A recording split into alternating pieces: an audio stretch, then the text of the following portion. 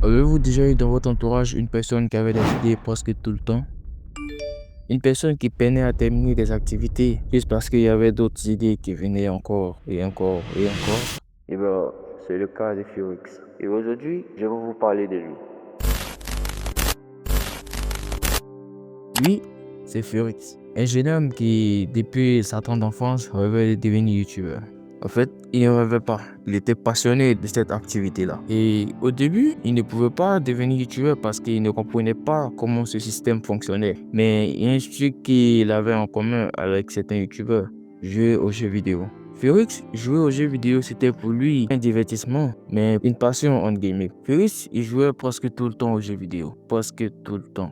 Et il voulait partager cette passion avec des personnes qu'il ne connaissait pas pour ensuite former une communauté.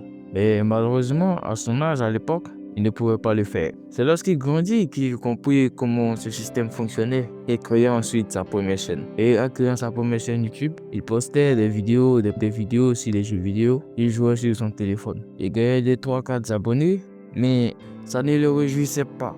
Il ne comprenait pas un truc. Il aimait les jeux vidéo, il aimait en jouer. Mais lorsqu'il postait des vidéos, ce n'est pas le fait qu'il ne recevait pas de vues qui le frustrait, mais il ne comprenait pas un truc. Pourquoi, lorsqu'il poste ses vidéos, ça ne le réjouit pas? Ensuite, Furix publiait plusieurs contenus, pas que du gaming. Il aimait aussi les animés. Il avait un peu les doigts magiques dans le domaine du montage, mais c'était pas un expert en tant que tel. Quand il voyait un défait, il savait déjà quel outil il fallait utiliser pour reproduire le même effet. Du coup, Furix, il décida de se lancer dans la publication des shorts YouTube en créant des fights des animés. Ce concept, il perçait beaucoup. Mais encore une fois, Furix ne ressentait pas cette envie-là de vouloir continuer parce qu'il se disait que ce n'était pas sa passion. Mais ce que Furix ne comprenait pas, c'était qu'il aimait les jeux vidéo. Ça, c'est vrai. Mais un truc qu'il aimait encore plus dans les jeux vidéo, et ce n'était pas les jeux vidéo. C'était l'histoire que racontait chacun de ces jeux vidéo. L'histoire qu'on racontait à travers ces jeux. Furix ne le comprenait pas. Et au fil des ans, en faisant un vol entre les deux niches, gaming, animé, il finit par comprendre qu'est-ce qu'il aimait vraiment. Et c'est là que Furix comprit qu'en réalité, il ne devrait pas poster des vidéos sur le gaming, mais sur l'histoire que ces jeux-là racontent. Qu'est-ce qui fait que ces jeux-là donnent de l'émotion à des personnes qui ne s'en détachent pas même après des années. C'est là que Fox créa une nouvelle chaîne et a dédié à Furix. Et aujourd'hui, me voilà en face de vous.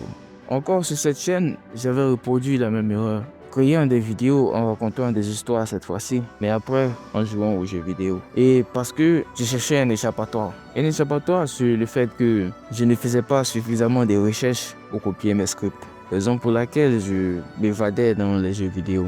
Alors que je devais raconter des histoires sur ces jeux, je me contentais de les jouer. Chose qui ne me plaisait pas vraiment. En fait, ça me plaisait, mais pas en tant que lorsque je racontais des histoires. Parce que c'est à travers ces histoires-là que tu arrives à donner la passion aux gens. Pourquoi ils ont commencé ce jeu-là et pourquoi ils devraient y continuer. Alors aujourd'hui, j'ai fait énormément de recherches et j'ai créé un e-book que je vais mettre le lien dans la bio d'ailleurs. Ce e-book-là, j'ai inscrit énormément de choses, telles que comment les storytellers réfléchissent, comment faire ses recherches pour la rédaction d'un script. Et ce e-book, il est dédié en 14 chapitres. Mais les 7 premiers chapitres sont gratuits. Et si tu veux l'e-book complet, là tu devras décaisser. Bref, comme je l'ai dit, sur cette chaîne, je ne publierai pas seulement que du gaming.